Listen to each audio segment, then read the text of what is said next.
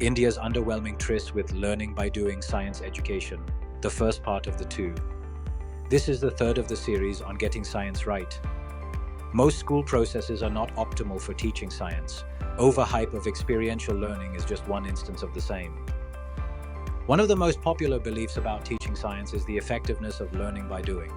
While it is true that learning by doing is one of the more effective ways to learn, there are other pre- and post-requisites for this methodology to work.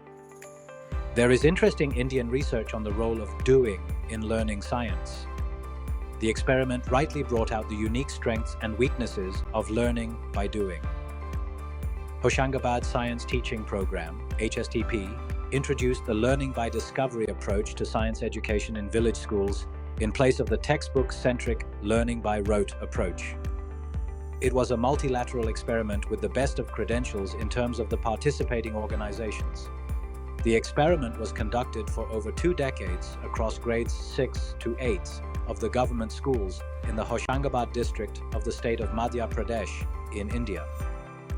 Students were given a special set of books and had simple yet extensive experimental aids at their disposal.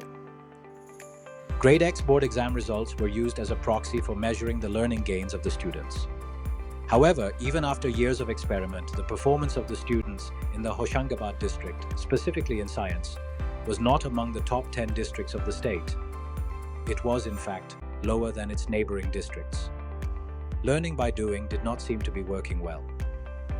Another study explored the effectiveness of practical work in English, medium, secondary schools by analyzing a sample of 25 typical science lessons involving practical work. It was found that the teacher's focus in these lessons was predominantly on developing the substantive scientific information of students rather than developing their understanding of scientific inquiry procedures. Practical work was generally effective in getting students to do the intended work with physical objects, but much less effective in getting them to use the intended scientific ideas to guide their actions and reflect upon the data they collected. We will continue ahead in the next reel. Thank you.